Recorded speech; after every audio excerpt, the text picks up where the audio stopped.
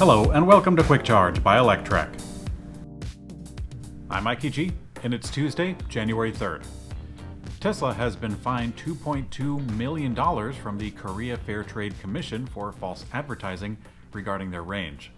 An investigation was launched into Tesla's range statements in advertising back in February, but at the time it was mentioned only to be overstating the range. It's not clear what the initial motive was for the investigation, but now the commission has imposed the fine, and Tesla did not clearly state the range figures would drop in cold weather, according to the reasoning right now. On their Korean site, Tesla has added fine print to address this omission, and so far it hasn't appeared on Tesla sites for other countries. In Korea, Tesla advertises using the WLTP rating, which is known to be much more generous compared to the USA ratings using the EPA standard. In Electrek's take, Tesla and other EV makers would do well to honestly and realistically state range expectations for their vehicles.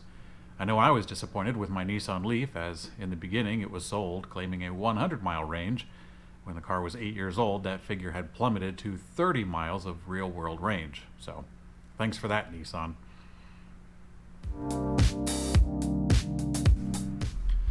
Tesla is awaiting the start of battery supply delivery in the second half of this year, as they signed a new updated agreement to secure lithium supply from Piedmont Lithium. Aside from buying up all the battery supply they can get their hands on and also buying up land for their own mining purposes, Tesla is also getting in on the material level, sourcing contract after contract for lithium, cobalt, and much more. Piedmont Lithium is a North Carolina-based company, and they are in the mining business.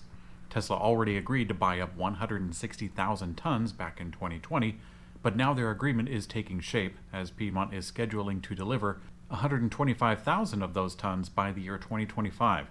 The actual ore will likely be sourced from a facility in Quebec, Canada.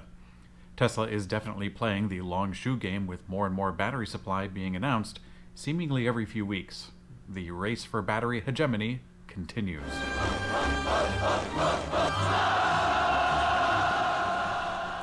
Neoen, a French energy company, has announced a massive new 400 MWh Tesla Megapack project in Australia.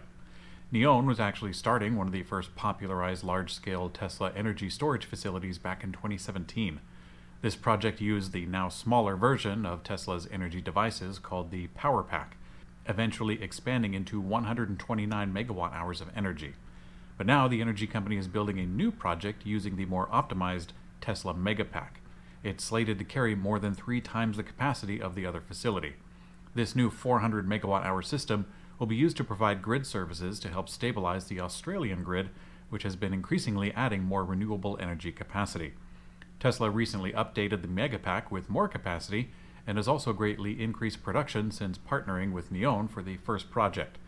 Australia has been a hotbed for climate change mitigation discussion, because back in September of 2019 until early of 2020, there was a lot of wildfires that ravaged the country.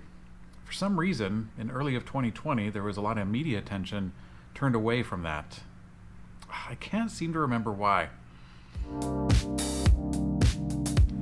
NVIDIA shared details of its new GeForce Now cloud gaming service coming to a slew of electric vehicles. NVIDIA has been a chip supplier for computing services for vehicles like Tesla, who use them to also power the self-driving computers along with infotainment. Tesla certainly wasn't the only one, as Jaguar, Lucid Motors, and BYD began using the technology for their own self-driving platforms. But today, during a presentation at the annual CES event, executives from NVIDIA shared their first 3 automotive makers that will be implementing cloud gaming into their electric vehicles: BYD, Polestar, and the Hyundai Group, which also includes Genesis and Kia. NVIDIA states that the GeForce Now system will add the ability for EV owners to stream real-time PC gaming experiences while they sit and recharge. If the EV comes with rear monitors, passengers in the back can also join in. Services will begin availability in North America and Europe. In today's community comment found on YouTube, James Packbell says, "Mikey, add this to your news story." It then links to a news story from outside of San Francisco, California. A Tesla vehicle had veered off the road into a treacherous coastal rock formation in an area known as Devil's Slide. The 4 occupants were recovered, 2 kids in the back with minor injuries and 2 adults up front stated to be in critical condition. For the sake of Tesla and EV news, I suppose that this goes to show that EVs are just as capable of driver error as any other car. A rescue worker said that the team comes out to that area, unfortunately, all too often. Tesla vehicles do score top safety ratings for a variety of crashes, but in something like this, it's truly a miracle that everyone survives such a dramatic incident.